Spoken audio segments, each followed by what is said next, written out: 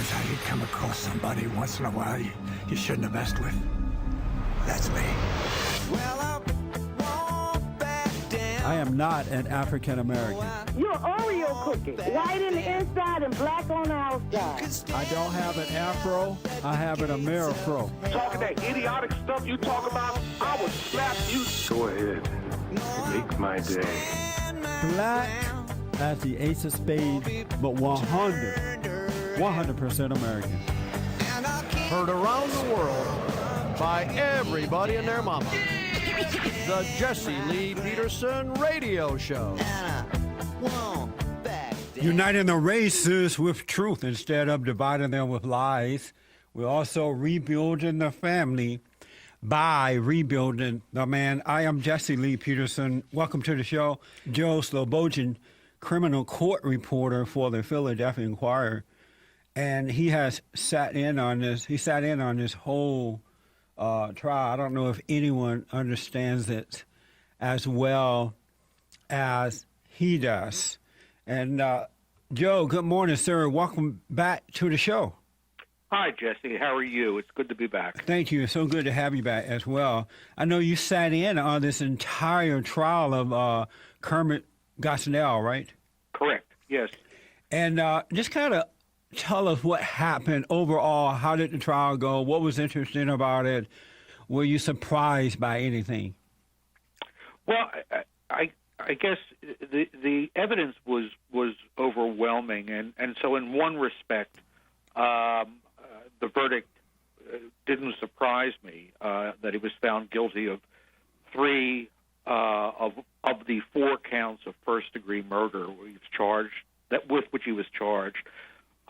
What I was very impressed with was once again the jury took a very methodic look at the evidence against him and worked on it 9 days and really sort of it'd be very hard to say that this was a verdict that came back strictly from emotion or that the jury was inflamed by the evidence they saw. They really parsed out this verdict. But the bottom line is that Dr. Gosnell was found guilty, the jury said, of killing 3 babies who were born alive and were viable. And for that, he'll face the possibility of the death penalty in Pennsylvania. And these babies were born alive, and he cut their spine. Is that right? That's correct. That's correct. And it's been an interesting trial. I've covered a lot of murder trials, and generally, the one assumption you have going in is that the victim was alive. This case, the first thing the jury had to do before they even got to whether he was guilty of murder, they had to say, do we believe that these babies were actually born alive? Because Dr. Gosnell's contention was they were not. And so in these 3 cases, that's what the jury found, that these were not stillborn, they were not aborted and not viable. They were born alive, and he killed them. There is, it's been reported that in reality there were more, at least suspected there were more than 3 babies that he killed. I guess it's just these 3 that they can prove it, right? That's essentially it. Originally, he was charged with 7 counts of first-degree murder involving babies the prosecutor said were born alive and he killed, or his staff killed. Some of them, even though they had no medical training or anything, got involved in it also. 3 of the counts of first-degree murder were dismissed by the judge, and then the jury acquitted him of 1 of them. And so we were left with the 3. And again, I think it comes down to the matter of proof beyond a reasonable doubt in court. Yeah.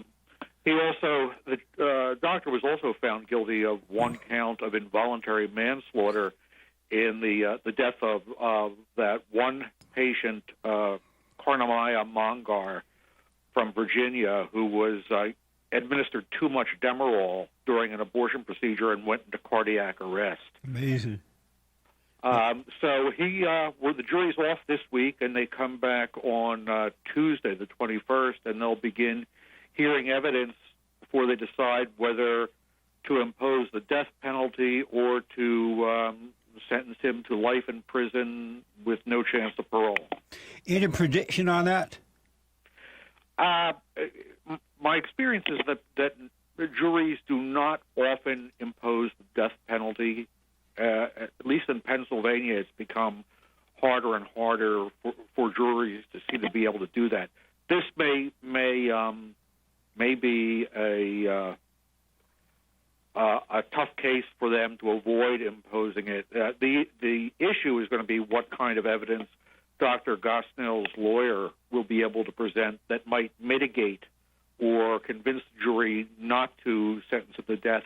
There's been no hint of any, for example, any sort of mental disability or mental illness defense. It's possible that he has a teenage daughter. It's possible that maybe his daughter or one of his other children might testify asking the jury to spare his life. We'll just have to wait and see.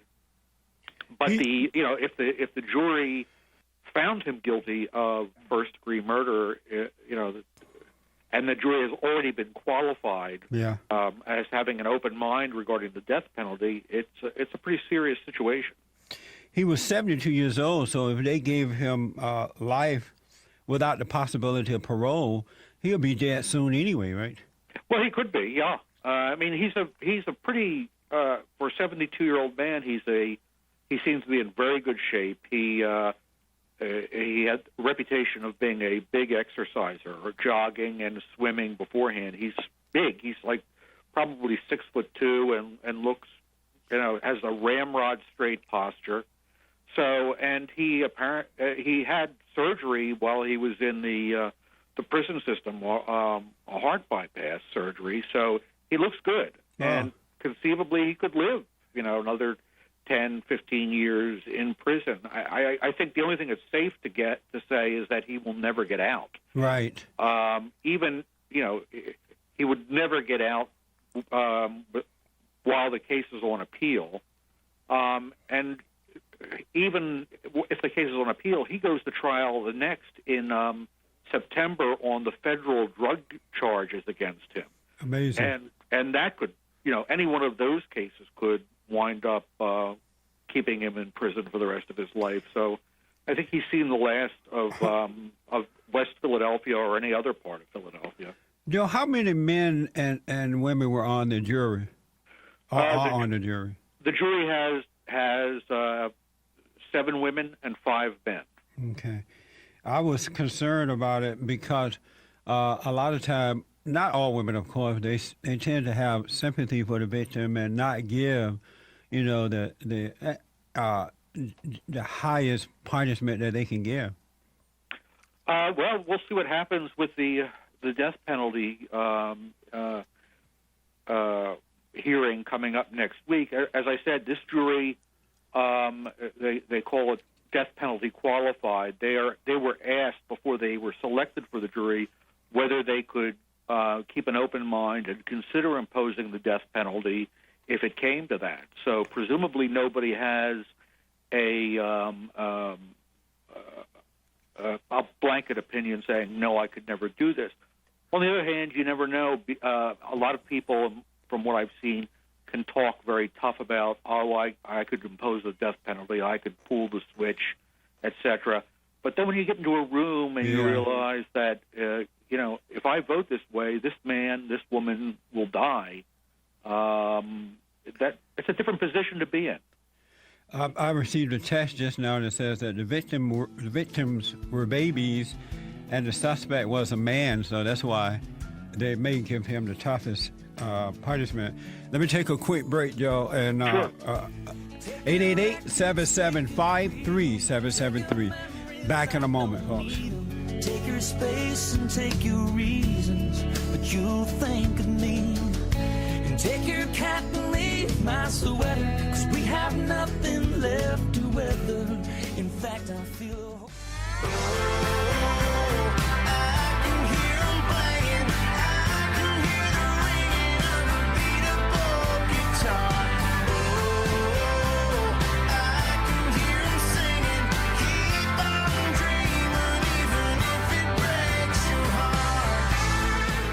It's Tuesday.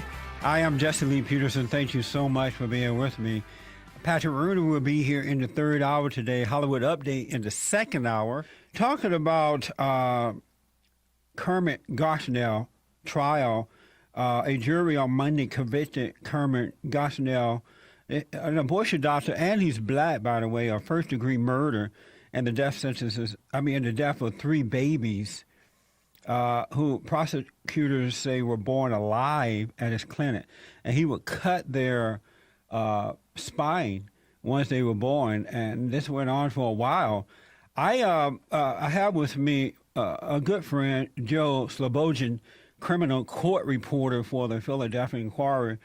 I want to squeeze in a few calls here for you, Joe, some really good calls for you. But let me first ask, I noticed that, I didn't hear anything from the so-called civil rights leaders, Al Sharpton, Jesse Jackson, those guys, and the liberal media tried to avoid this as much as possible. Why was that? I think we've talked before, it's kind of hard for me to say why any media organization chose to cover it or not. I know that it did take a few weeks before. And principally after some critical columns were written about the lack of coverage, national coverage, before the national media started moving in and taking a look at the case.